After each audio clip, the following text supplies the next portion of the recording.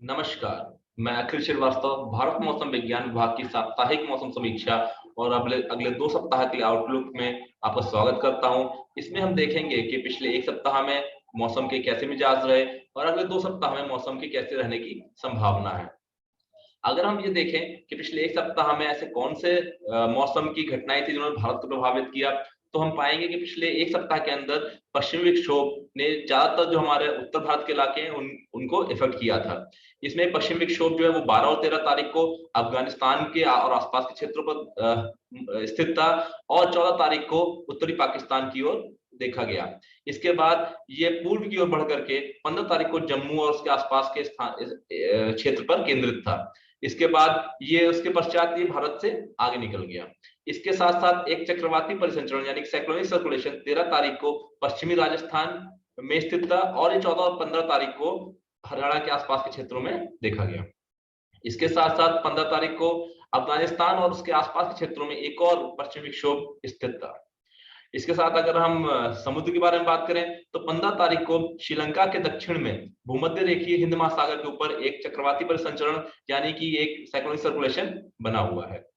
अगर हम आज की स्थिति के बारे में बात करें तो हम ये देखेंगे कि जो पश्चिमी विक्षोभ जो एक साइक्लोनिक सर्कुलेशन यानी चक्रवाती परिसंचरण के रूप में उत्तरी पाकिस्तान और आसपास के क्षेत्रों पर स्थित है। इसके साथ साथ जो हमारा चक्रवाती परिसंचरण जो हमारा समुद्र के ऊपर स्थित था श्रीलंका के दक्षिण में भूमध्य रेखीय हिंद महासागर के ऊपर था, उसके प्रभाव में वो अभी वहीं पर स्थित है। उसके प्रभाव में 17 दिसंबर के आसपास भूमध्य रेखीय हिंद महासागर और उससे सटे दक्षिण पश्चिम बंगाल खाड़ी के ऊपर एक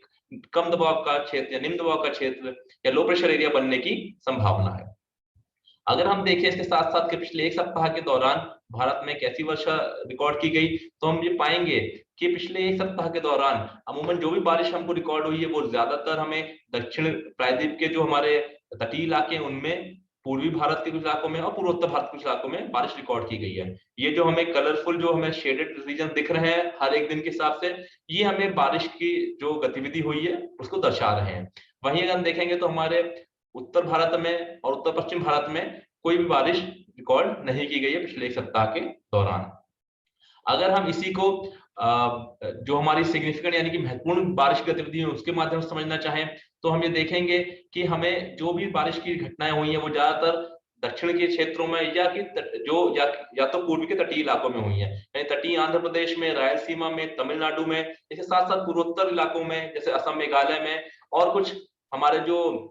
लक्षद्वीप है वहां पर बारिश रिकॉर्ड की गई है। इसके अतिरिक्त उत्तर भारत में कहीं भी कोई बहुत खास बारिश रिकॉर्ड की नहीं की गई है। इसके साथ साथ हम देखेंगे तो ज्यादातर बारिश जो है वो जो भी बारिश है वो बहुत भारी बारिश की श्रेणी में नहीं गई है। अगर तटीय आंध्र प्रदेश देखें तो 12 तारीख को कव्वाली में 7 सेंटीमीटर बारिश हुई थी। इसके अलावा कहीं पर भी हमें इतनी बारिश देखने को नहीं मिली है। ये इस स्लाइड में हमने जिन भी इलाकों में हमें 3 सेंटीमीटर से ज्यादा 3 सेंटीमीटर या उससे अधिक बारिश रिकॉर्ड की गई है उसको दर्शाया गया है। अगर हम इसी वर्षा से के संबंधित चीज को जानने की कोशिश करें कि पिछले एक सप्ताह में वर्षा कैसी रही और एक सप्ताह के साथ साथ जो हमारा ये पूरा सीजन है यानी कि 1 अक्टूबर से लेकर 15 दिसंबर तक का, इस दौरान वर्षा की क्या स्थिति रही, तो हमें देखेंगे कि अगर पिछले सप्ताह के बारे में बात करें यानी 9 दिसंबर से 15 दिसंबर के दौरान, तो हम ये पाएंगे कि जो जैसे कि हम पहले भी बात कर रहे थे कि ज्यादातर बारिश जो है हमें वो इन्हीं जो हमें वो उत्तर भारत में नहीं मिली है और जो भी बारिश हुई है वो कुछ दक्षिण प्रायद्वीप के इलाकों में, कुछ पूर्वी भारत तटीय इलाकों में और उत्तर पूर्व के कुछ इलाकों में मिली है। अगर हम इसको रीजन वाइज देखने की कोशिश करें तो हम देखेंगे कि पूरे भारतवर्ष की हम बात करें तो हमें 2 मिलीमीटर बारिश रिकॉर्ड हुई है, जबकि अमूमन नॉर्मल तौर पर सामान्य तौर पर हमें इस पीरियड में एक हफ्ते में 4.6 मिलीमीटर बारिश रिकॉर्ड होती है। तो अगर हम इसको देखें तो ये हमें सामान्य तुलना में -56% यानी कि हमारा लॉन्ग पीरियड एवरेज है उसकी तुलना में -56% बारिश रिकॉर्ड हुई है, यानी 56% की कमी रिकॉर्ड की गई है। वहीं अगर हम नॉर्थ वेस्ट इंडिया के बारे में बात करें यानी उत्तर पश्चिम भारत बात करें तो हम हमें 0 मिलीमीटर बारिश रिकॉर्ड की गई है, जबकि अमूमन हमें सामान्य तौर पर 4.3 मिलीमीटर बारिश रिकॉर्ड होती है जो कि -100% दर्शा रहा है। मध्य भारत में 0.7 मिलीमीटर बारिश रिकॉर्ड की गई है, 2 मिलीमीटर के सापेक्ष यानी कि -65% बारिश रिकॉर्ड की गई है। वहीं दक्षिण प्रायद्वीप भारत में 7.1 मिलीमीटर बारिश रिकॉर्ड की गई है, जबकि सामान्य तौर पर या लॉन्ग पीरियड एवरेज जो है वो हमारा 9.4 मिलीमीटर बारिश का है जो कि -24% का हमें कमी दिखा रहा है। वहीं पूर्व और पूर्वोत्तर भारत के बारे में बात करें तो हमें 2.4 मिलीमीटर बारिश रिकॉर्ड की गई है, जबकि सामान्य में 4 से 4.6 मिलीमीटर बारिश रिकॉर्ड की जाती है, जो कि -49% है। तो पिछले एक सप्ताह के दौरान हम देखेंगे तो अमूमन पूरे भारतवर्ष में ही बारिश में बहुत ही कमी देखी गई है और लॉन्ग पीरियड एवरेज की तुलना में बहुत ही कम बारिश रिकॉर्ड की गई। वहीं अगर हम पूरे सीजन के बारे में बात करें, यानी कि 1 अक्टूबर से लेकर के 15 दिसंबर के बारे में बात करें, तो इससे थोड़ी-सी अलग दिखती है। इसमें हम देखेंगे तो पूरे भारतवर्ष में अगर हम देखेंगे तो हमें सामान्य से या लॉन्ग पीरियड एवरेज से 48% अधिक बारिश रिकॉर्ड की गई। यानी कि जो हमारा सामान्य तौर पर 115.3 मिलीमीटर बारिश रिकॉर्ड होती है, उसकी तुलना में हमें 170.8 मिलीमीटर बारिश रिकॉर्ड की गई है। वहीं जो हमारा उत्तर पश्चिम भारत है, उसमें 41.4 के तुलना में 75.7 मिलीमीटर बारिश रिकॉर्ड की गई है, जो कि 83% अधिक है। मध्य भारत में 73.7 मिलीमीटर की तुलना में 96.3 मिलीमीटर बारिश रिकॉर्ड की गई, जो कि 31% अधिक है। दक्षिण प्रायद्वीप के क्षेत्रों में 265.9 मिलीमीटर की तुलना में 441.7 मिलीमीटर बारिश रिकॉर्ड की गई है, जो कि 66% अधिक है। वहीं पूर्व और पूर्वोत्तर भारत में 160.4 मिलीमीटर की तुलना में 177.1 मिलीमीटर बारिश रिकॉर्ड की गई है, जो कि सामान्य तुलना में 10% अधिक है। तो 1 अक्टूबर से लेकर 15 दिसंबर के दौरान जो हमें बारिश है कंट्री एज अ होल पूरे भारतवर्ष के लिए, वो लॉन्ग पीरियड एवरेज से हमें 48% अधिक रिकॉर्ड की गई है। अगर हम पिछले सप्ताह के दौरान देखें कि तापमान की क्या स्थिति रही, ये जो हम इस चित्र के माध्यम देख पा रहे हैं, इसमें जो हमारा ऊपर के चित्र हैं, ये पहले वाले चित्र में जो हमारा मैप है उसमें मैक्सिमम टेम्परेचर यानी कि अधिकतम तापमान दिखाया गया है, बीच वाले में मिनिमम टेम्परेचर यानी न्यूनतम तापमान, और ये मीन टेम्परेचर है यानी कि एवरेज टेम्परेचर दिखाया गया है। वहीं नीचे के पैनल में यहाँ पर हमें एनोमली दर्शाई गई यानी विसंगति बताई गई है। पहले वाले में हमें अधिकतम तापमान से विसंगति, न्यूनतम तापमान विसंगति और मीन टेम्परेचर की विसंगति बताई गई। विसंगति अर्थात यानी जो हम नॉर्मल तौर पर एक्सपेक्ट करते हैं उससे और जो हमें टेम्परेचर रिकॉर्ड किए गए उनमें क्या अंतर रहा है। अगर हम इसके माध्यम से देखेंगे तो हम पाएंगे कि जो मिनिमम टेम्परेचर है यानी न्यूनतम तापमान है, उनमें लगातार गिरावट हुई है पिछले एक हफ्ते के दौरान, और इनकी जो विसंगति है वो भी ऋणात्मक की ओर बढ़ी है, यानी कि इसमें भी कमी आई है। जबकि जो ये कमी आई है लेकिन वो बहुत अधिक नहीं रही है, और इसलिए हमको जो शीतलहर जैसी सिचुएशन है वो अभी तक रिकॉर्ड नहीं हुई है, लेकिन तब भी ग्रेजुअली जो हमारे न्यूनतम तापमान है उसमें कमी देखी गई है पिछले एक सप्ताह के दौरान। अगर हम इसी के साथ साथ कोहरे के बारे में बात करें, जो कि मुख्य तौर पर जो हमारी सर्दियों का जो मौसम होता है उसमें सबको बहुत परेशान करता है, इसमें हम देखेंगे कि जो हमारा कोहरा है वो ज्यादातर इलाकों में हल्के से मध्यम दर्जे का ही रहा है, और ज्यादातर इसने उत्तर पश्चिम भारत के इलाकों को ही प्रभावित किया है, और कुछ एक दिनों में अभी तक पूर्वोत्तर भारत के इलाकों को भी प्रभावित किया है। जैसे 10 दिसंबर को हम देखेंगे तो इसमें पंजाब, उत्तर प्रदेश और आसपास के इलाकों में हल्के से मध्यम कोहरा दिखाई दिया था। वहीं 12 दिसंबर को असम और मेघालय में कहीं कहीं मध्यम कोहरा दिखाई दिया था। इसके साथ साथ हम देखें तो 15 दिसंबर को पंजाब में कुछ एक स्थानों पर घना कोहरा रिकॉर्ड किया गया। वहीं 16 दिसंबर को पंजाब और हरियाणा में घने से बहुत घना कोहरा भी रिकॉर्ड किया गया। जब हम मध्यम कोहरा की बात करते हैं तो इसका मतलब ये होता है कि जो हमारी दृश्यता यानी कितनी दूर तक हम देख सकते हैं उसकी दूरी 500 से लेकर 200 मीटर तक की होती है। घने कोहरे में ये 50 मीटर से 200 मीटर तक की भी होती है, और बहुत घने कोहरे में 50 मीटर से भी कम दृश्यता को हम बहुत घने कोहरे के रूप में हम इसको क्लासिफाई करते हैं। यानी अगर हम वहीं देखें कि जैसे हम बता रहे थे कि अभी कि एक जो हमारा चक्रवाती परिसंचरण है, जो हमारा एक निम्न दबाव क्षेत्र परिवर्तित होने की संभावना है, तो क्या ये निम्न दबाव से भी अधिक और तीव्र हो सकता है? तो इसके बारे में जो पहले सप्ताह के दूसरे भाग में लगभग 21 दिसंबर को इसके एक अवदाब में यानी एक डिप्रेशन परिवर्तित होने की संभावना बहुत ही कम है, जो कि इस मैप के माध्यम से दर्शाया गया है। अगर हम इसके साथ-साथ अगले 7 दिनों में देखें कि कैसा पूर्वानुमान रहेगा, तो ये IMD GFS जो एक हमारा न्यूमेरिकल वेदर प्रेडिक्शन मॉडल है, उसका गाइडेंस दिया गया है यहाँ पर। इसमें हम देखेंगे कि अमूमन पूरे भारतवर्ष में सिर्फ जो हमारे उत्तर भारत के इलाके हैं, वहाँ कुछ एक दिनों में थोड़ी बारिश दिखाई दे रही है। जो ये शेडेड कलर है, बारिश को दर्शा रहे हैं। ये पश्चिमी विक्षोभ यानी वेस्टर्न डिस्टर्बेंस से संबंधित बारिश है। इसके साथ-साथ हम देखेंगे, जैसे हम बता रहे हैं कि एक निम्न दबाव का क्षेत्र है, जिसके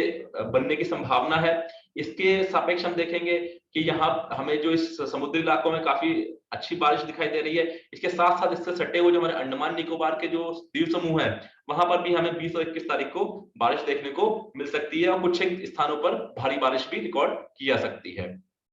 अगर हम अगले 5 दिनों के दौरान मौसम की चेतावनी के बारे में देखें तो हम ये पाएंगे, ये जो अगले 5 दिन के मौसम की चेतावनी दर्शाई गई है, इसमें हम देखेंगे जैसे कि सर्दियों का मौसम है, जिसमें खास तौर से जो शीतलहर की बहुत विकट समस्या रहती है। तो हम देखेंगे कि 16 से 19 दिसंबर के बीच में जो हमारा यानी कि 16 से 19 दिसंबर के बीच में जो हमारा सौराष्ट्र और कच्छ का इलाका है, इसमें कहीं कहीं शीतलहर से लेकर के प्रचंड शीतलहर की संभावना जताई गई है और 20 दिसंबर को शीतलहर की संभावना है। इसके साथ साथ अगर हम पंजाब, हरियाणा और चंडीगढ़ के बारे में बात करें, यानी कि तो इन इलाकों में देखेंगे कि 16, 17 और 20 दिसंबर को यहाँ पर कहीं कहीं पर शीतलहर की स्थिति बन सकती है। वहीं 18 और 19 तारीख को शीतलहर से लेकर के प्रचंड शीतलहर तक की स्थिति बनने की संभावना है। वहीं अगर हम उत्तरी राजस्थान के बारे में बात करें तो 17 से लेकर 20 तारीख तक यहाँ पर भी शीतलहर की संभावना है और कहीं कहीं पर प्रचंड शीतलहर की भी संभावना बन रही है। वहीं 18 और 19 दिसंबर को गुजरात में भी शीतलहर की संभावना है और 18 से 20 दिसंबर बीच में जो हमारा पश्चिमी उत्तर प्रदेश का इलाका है वहां भी कहीं कहीं पर शीतलहर की स्थिति बन सकती है। इसके साथ साथ अगर हम कोहरे के बारे में बात करें तो हमारा जो अनुमान है वो ये है कि 16 दिसंबर को पंजाब में सुबह के समय कहीं कहीं पर बहुत घने से बहुत घना कोहरा हो सकता है। इसके साथ साथ हरियाणा, चंडीगढ़, उत्तरी राजस्थान में, असम में, मेघालय, नागालैंड, मणिपुर, मिजोरम, त्रिपुरा में अलग अलग स्थानों पर कहीं पर घना कोहरा छा सकता है। इसके साथ साथ 17 दिसंबर के बारे में बात करें तो पंजाब, हरियाणा और चंडीगढ़ में अलग अलग इलाकों में सुबह के समय पर कहीं कहीं पर घना कोहरा छाने की संभावना है और इसमें सभी जितने भी प्रिकॉशनरी मेजर्स हैं वो सभी लेने चाहिए कोहरे ताकि हम कोहरे से अपने आप को सुरक्षित रख सकें। इसके साथ साथ अगर हम धरातली तुषार की बात करें यानी कि ग्राउंड फ्रॉस्ट की बात करें तो 16 से 19 दिसंबर के बीच में सौराष्ट्र और कच्छ में, पंजाब, हरियाणा में कहीं कहीं पर सुबह के समय धरातली तुषार यानी कि ग्राउंड फ्रॉस्ट की भी संभावना है। इसके साथ साथ अगर हम बात करें जैसे कि हम बता रहे थे कि निम्न दबाव का क्षेत्र यहाँ पर जो हमारा दक्षिण पश्चिम बंगाल खाड़ी के आसपास का इलाका है वहां पर बन सकता है। तो इसके सापेक्ष में भूमध्य रेखीय हिंद महासागर और सटे दक्षिण पश्चिम बंगाल खाड़ी में चंडवाती हवाएं रहने की संभावना है, जहां पर हवा की गति जो है वो 40 से 50 किलोमीटर से लेकर के 60 किलोमीटर प्रति घंटे तक की हो सकती है। इसमें मछुआरों को इन क्षेत्रों में उद्यम न करने की सलाह दी जाती है। ये 17 से 19 दिसंबर के बीच में मछुआरों से आग्रह है कि इन क्षेत्रों में उद्यम ना करें और अपने आप को सुरक्षित रखें।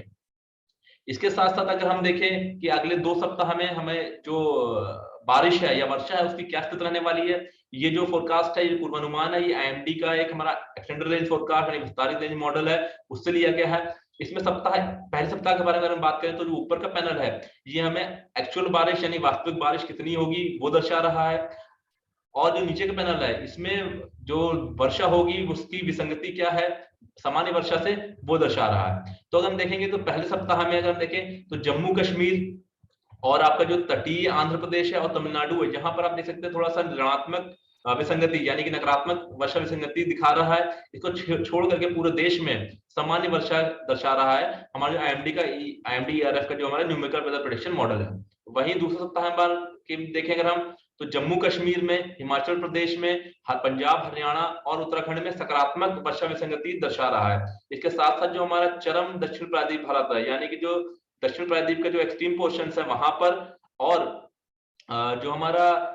उसके आसपास का इलाका है वहां पर कुछ एक हिस्सों में ये नकारात्मक विसंगति भी दर्शा रहा है। ये जो पूर्वानुमान है ये जो हमारा ये आईएमडी के ERF मॉडल से लिया गया है। इसके अनुरूप अगर हम देखें कि हमारा जो फोरकास्ट है आईएमडी का वर्षा को लेकर के पहले सप्ताह में यानी 16 से 22 दिसंबर के बीच में, तो उत्तरी पाकिस्तान और आसपास के क्षेत्रों में जो पश्चिमी विक्षोभ हमारा बना हुआ है उसके तहत अगले 2 दिनों के दौरान जम्मू कश्मीर, लद्दाख, गिलगित बल्तिस्तान, मुजफ्फराबाद, हिमाचल प्रदेश और उत्तराखंड में अलग अलग स्थानों पर हल्की से मध्यम वर्षा बर्फबारी होने की संभावना है। इसके साथ साथ पंजाब में, हरियाणा में इन दोनों इलाकों के जो उत्तरी भाग है वहां पर 16 तारीख को कहीं कहीं पर हल्की वर्षा होने की संभावना है। इसके साथ हमारा अनुमान है कि एक नया पश्चिमी विक्षोभ है जो 22 तारीख से पश्चिमी हिमालय क्षेत्र को प्रभावित कर सकता है और इसके अंतर्गत 22 और 23 दिसंबर को पश्चिमी हिमालयी क्षेत्रों में छिटपुट वर्षा या बर्फबारी होने की संभावना है।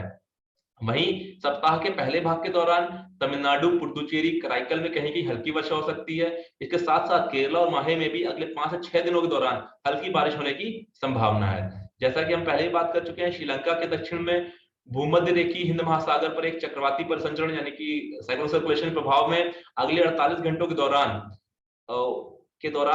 भूमध्य रेखीय हिंद महासागर और उससे सटे दक्षिण पश्चिम बंगाल खाड़ी के ऊपर एक निम्न दबाव का क्षेत्र जो है उसके बनने की संभावना है। इसके अंतर्गत सप्ताह के दौरान अंडमान निकोबार द्वीप समूह में कुछ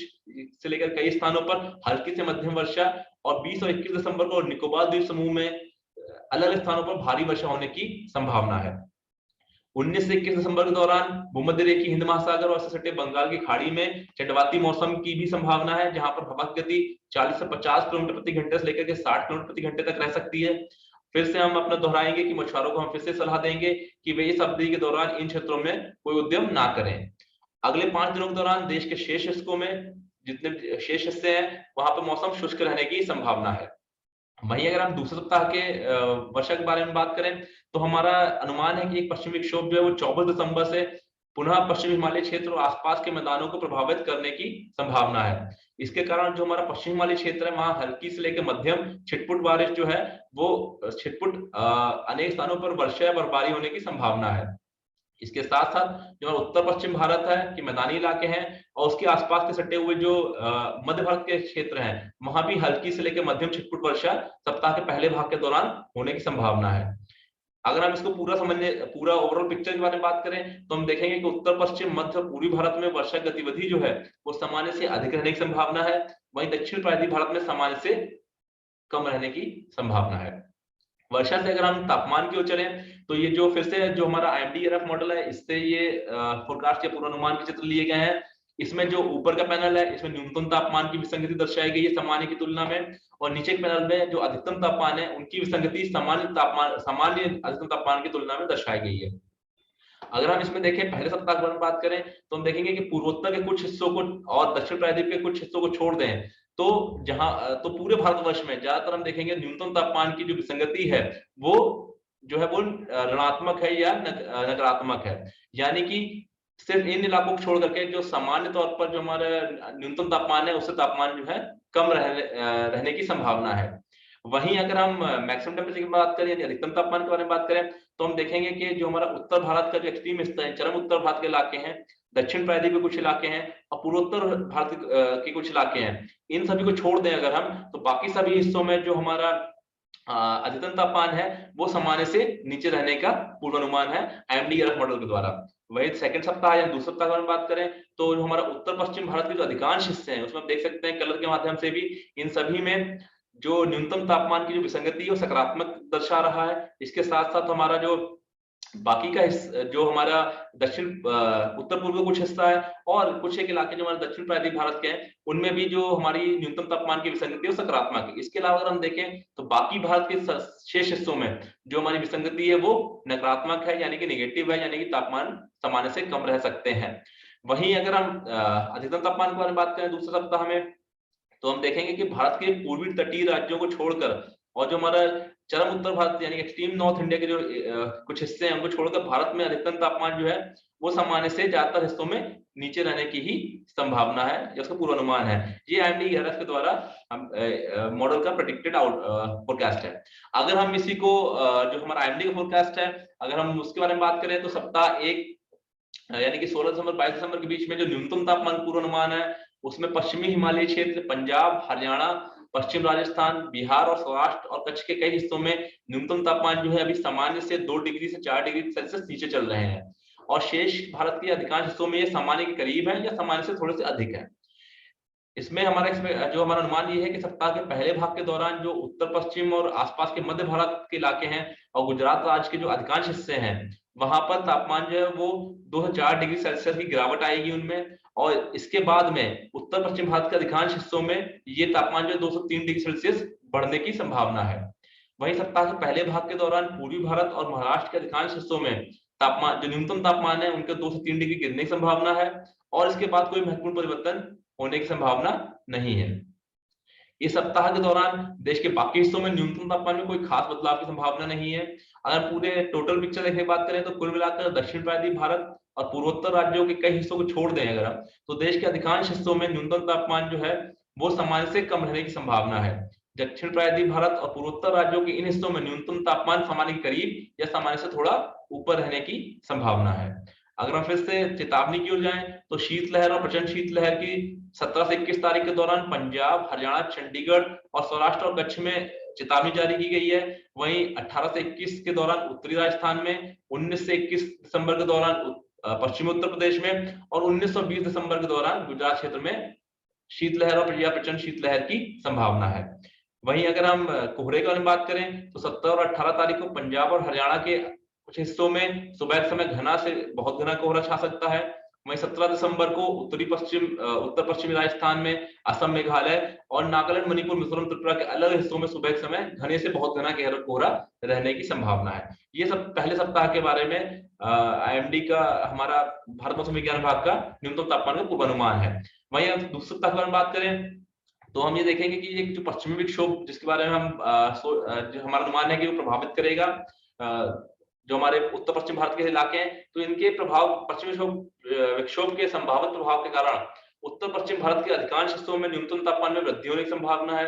इसके साथ साथ न्यूनतम तापमान जो है उत्तर पश्चिम, पूर्व और प्रायद्वीपीय भारत के अधिकांश हिस्सों में सामान्य से ऊपर और मध्य भारत में सामान्य से थोड़ा नीचे रहने की संभावना है। देश के किसी भी हिस्से में कोई महत्वपूर्ण शीतलहर की संभावना दूसरे हफ्ते में नहीं है, दूसरे सप्ताह में नहीं है। तो ये था हमारा न्यूनतम तापमान से संबंधित पूर्वानुमान। इस हफ्ते के लिए इतना ही है और अगले सप्ताह फिर से मिलेंगे इसी तरह की जानकारी के साथ में। तब तक किसी भी और लेटेस्ट अपडेट के लिए, त्वरित जानकारी के लिए आप मौसम ऐप, दामनी ऐप या मेघदूत ऐप का उपयोग कर सकते हैं। इसके साथ साथ आईएमडी के जो ट्विटर हैंडल और फेसबुक हैंडल है उसका भी इस्तेमाल किया जा सकता है किसी भी जानकारी को प्राप्त करने के लिए। आशा है ये जानकारी आपके लिए बहुत उपयोगी सिद्ध होगी। मिलते हैं फिर से इसी तरह अगले सप्ताह। तब तक के लिए धन्यवाद, नमस्कार, जय हिंद।